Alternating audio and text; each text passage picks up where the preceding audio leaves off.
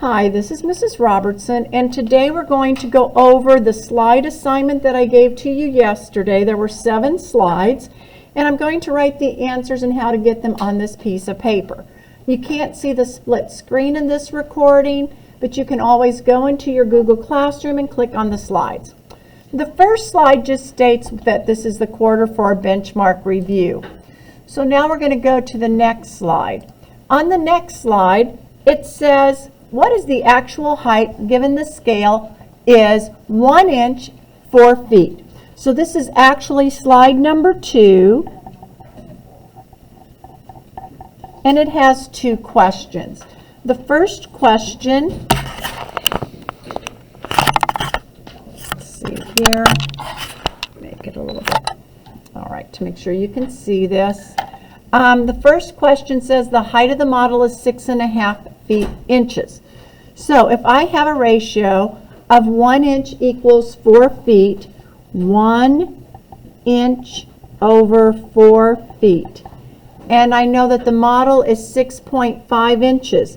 The 6.5 or 6.5 goes across from inches, and I have an X below it. Now, I will cross multiply, and there really will be no dividing because 1 times X is X.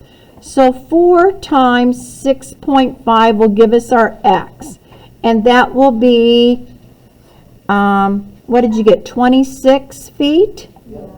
Equals X for slide 2, number 1. Yes, if it's an emergency. Now we're going to go to problem number 2 on this slide.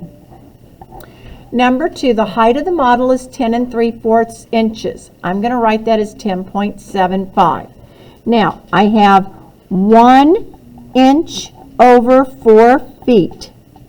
Now, this is 10 3/4 inches, 10.75 over X.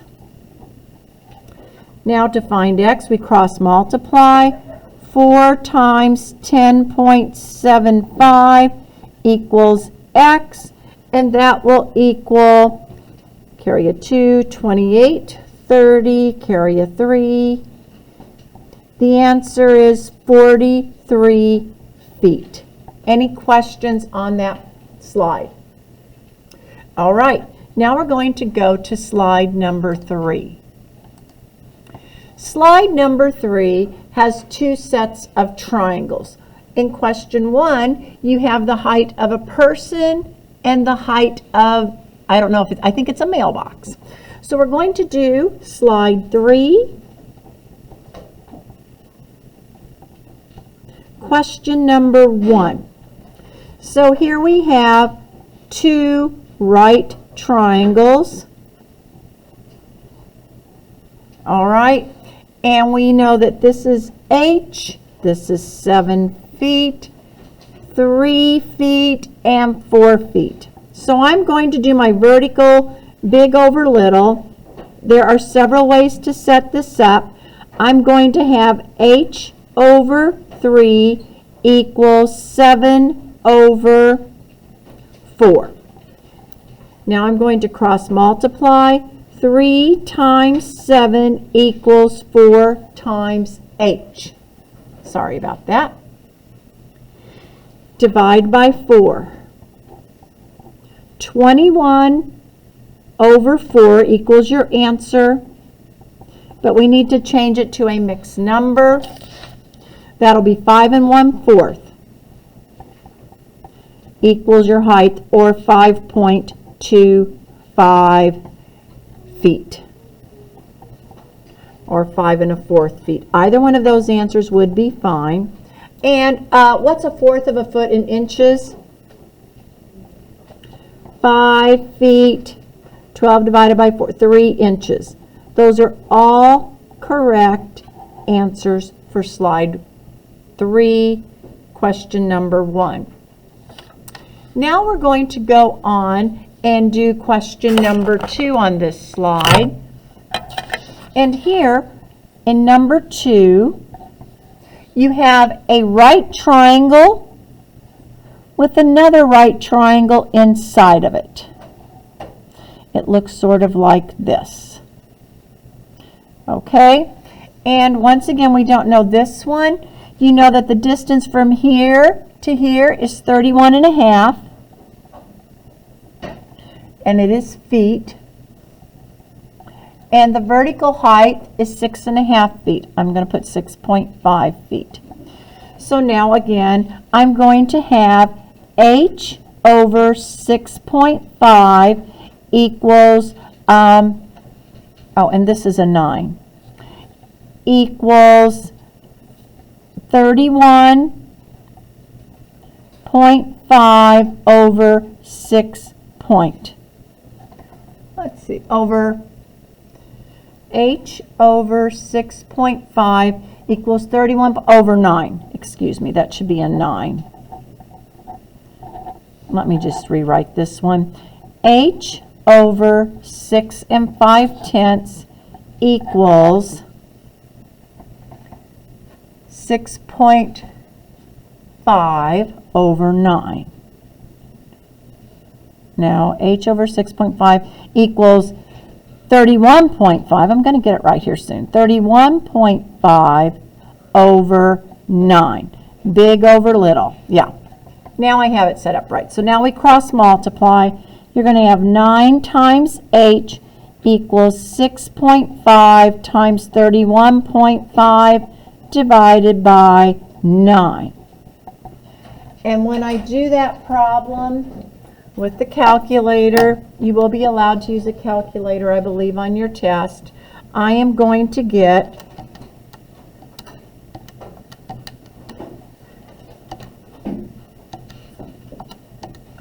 Did you get 22.75? 22.75 feet. Or that could be 22 3/4 feet. And that could be 22 feet and 9 inches. Any questions about the different answers we could get for that slide? Now let's go to slide number 4. In slide number 4, it's the scale factor. And if you didn't watch my scale factor video, you need to watch it in my Google Classroom. There were 3 of you, I think, that were absent. It's really important to watch that scale factor video. It does a nice job of explaining how to do it. So for this problem here, this is slide number 4.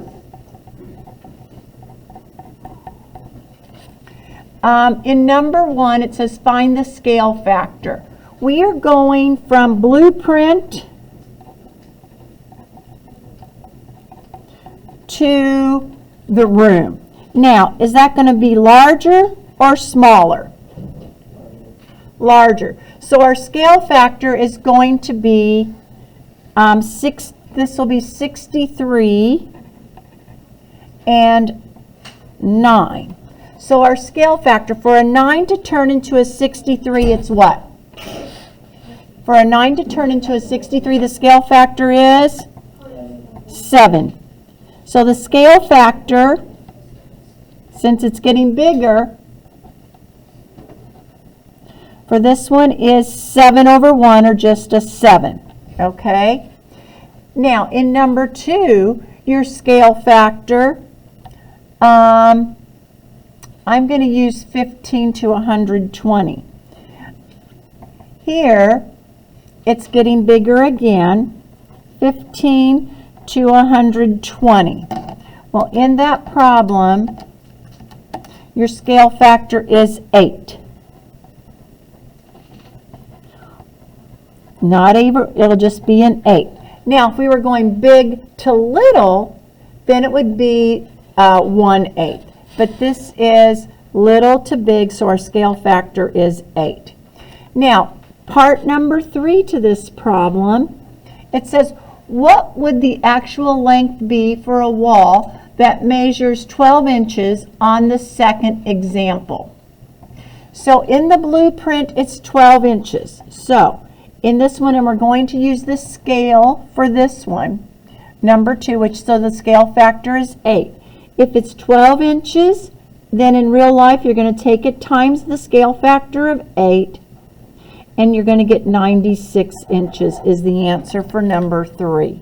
Are there any questions on that? All right, let's go on to slide number 5. In number 5, this one's pretty easy. You have 2 spinners. And question number 1, or you have 1 spinner, excuse me, on this one.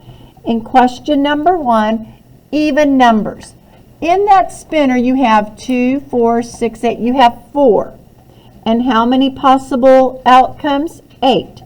So 4 eighths simplifies to 1/2. And if it would ask for a percent, what percent are you going to say? 50%. Any questions? Okay, let's go to number 2. Prime numbers. Prime numbers have exactly 2 factors. Is 1 a prime number, Asher? Would you put your computer up so I can see what you're doing on it? Yeah, let's go. Yeah. 1 is not a prime number. It's all by itself. So our prime numbers here are 2, 3, 5, and 7. You have 4 of them. So 4 over 8 equals 1/2, and that will be 50%. Number 3 on this spinner, greater than 10. There are 0 out of 8. That is a 0% chance. Then we have question number 4. The likelihood of landing on a composite number. 1 is not composite, so there are only 3. So for question number 4, it's 3 eighths. Now, if they asked you to change that to a percent, 3 divided by 8 is 0.375, which equals 37.5%. You have to change your fraction to a decimal, and then you can change it to a percent. Number 5, likelihood of landing on neither prime nor composite. Well, how many numbers are not prime or composite? 1 of them. 1 out of 8. And if you change that to a decimal, you get 0.125, and that'll be 12.5%. And the last question, the likelihood of landing on a factor of 12. Well, the factors of 12 are 1 times 12, 2 times 6, and 3 times 4. Well, in the spinner, you have 1, 2, 3, 4, and 6, right? 1, 2, 3, 4, 5. So that answer is 5 eighths. Now, 5 eighths equals 0.625. So if you needed the percent, it's 62.5%. Any questions on slide number 5? Yes? Isn't 0 also another prime or composite number? Right, but it's not listed on the spinner. But yeah. Okay, now let's go on to number 6. This is the true-false slide.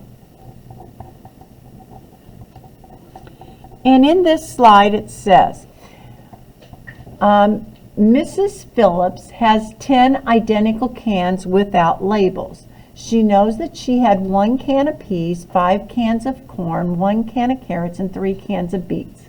And that adds up to 10. Okay? So, opening a can of corn is equally likely to happen. Well, there are 5 cans of corn, so 5 out of 10, that is true. So the first one is true. The corn would be 5/10, so that answer is true. It is equally likely.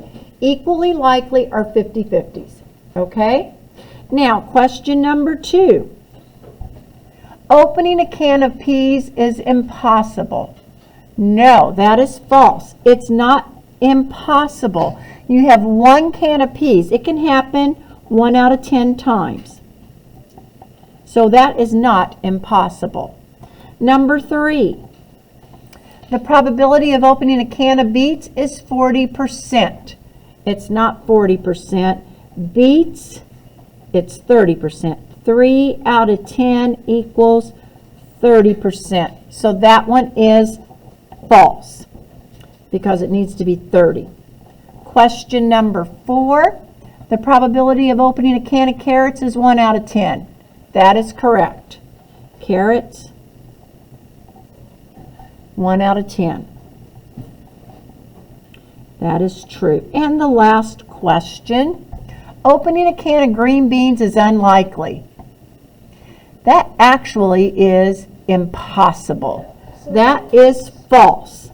It's impossible. Okay? In order for it to be unlikely, it means it still has a chance. This does not have a chance. You got it?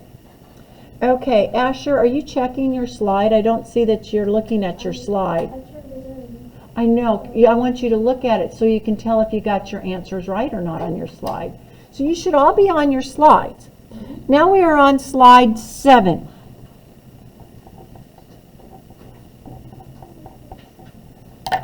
And is that your last slide? Yes. This one, and there is a problem very similar to this on your test. So let's really make sure that you understand slide number 7. Asher, did you find it? Yeah. Okay.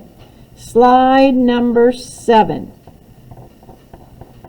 Here we have, it looks like a church or a school, and it has a bell tower, like an old-time school, and the structure of just the regular height.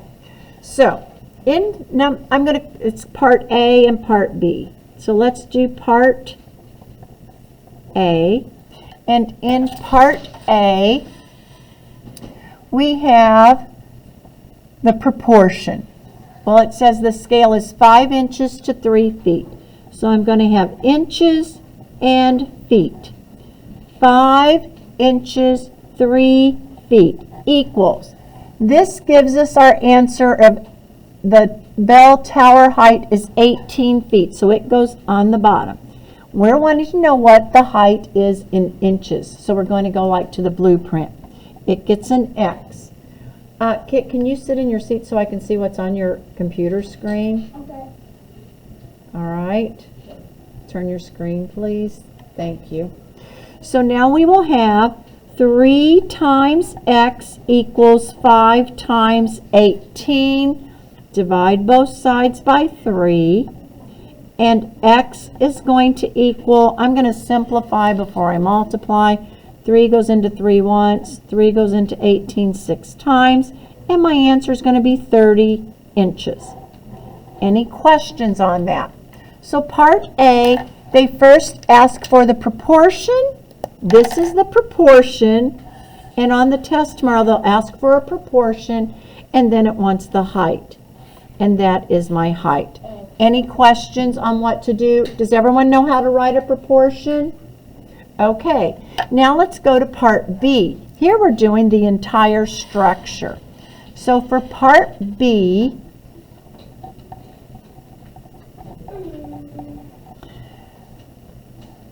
the same thing, inches over feet, the same, 5 over 3 equals.